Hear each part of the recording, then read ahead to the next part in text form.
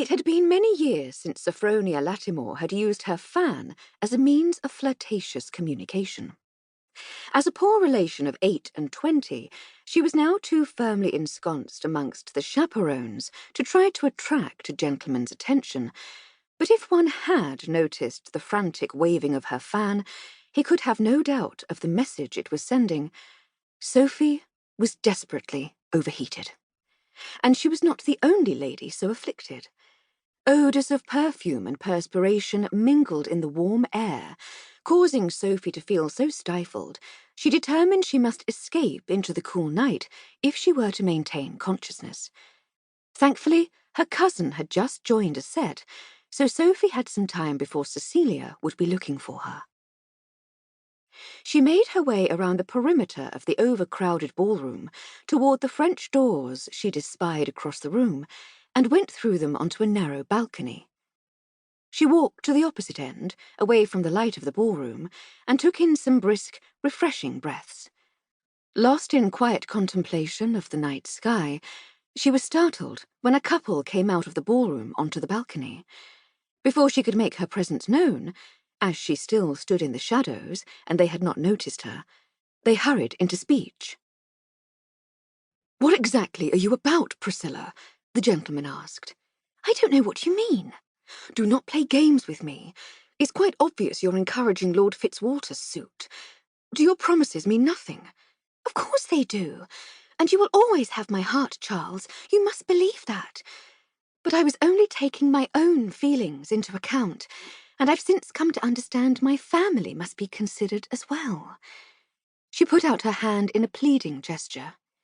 "Please, Charles, you cannot hold me to those promises. I was too young." "Or you've begun to envision yourself a countess." "You must realize I never expected or even desired to capture his notice. But now that I have, my mother... Oh, what's the use of speaking? You cannot possibly understand." "I think I understand all too clearly." The gentleman turned and left. The lady, whom Sophie had recognized as Miss Priscilla Hammond, followed a moment later. Alone again on the balcony, Sophie reflected on what she'd unintentionally heard. Miss Hammond's first London season had been an indubitable success, with Lord Fitzwalter at the forefront of the numerous gentlemen paying her court. That he was on the verge of a proposal was common knowledge, and the lady's acceptance was also a foregone conclusion.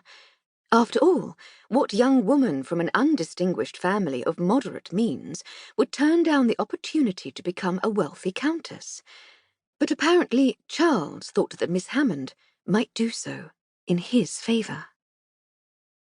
Sophie returned to her seat in the corner, still preoccupied with what she'd discovered. She sympathised with all the parties in this tangled affair.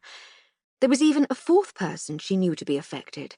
Her cousin's friend, Lucy Barrett, had confided in Cecilia that she was enamoured of Lord Fitzwalter and was in despair over his attentions to Miss Hammond.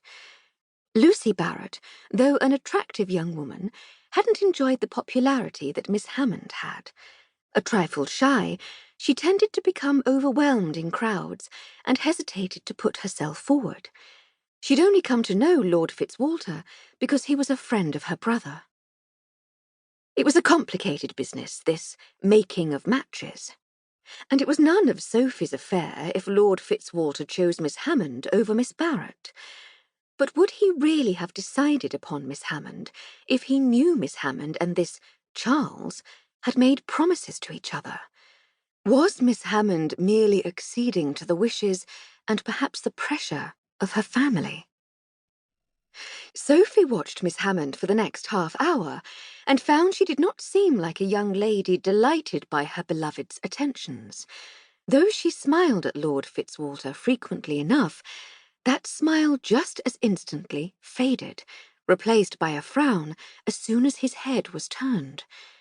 The person who looked most pleased by Lord Fitzwalter's attentions was Mrs. Hammond, who positively gloated at the sight of her daughter with the Earl.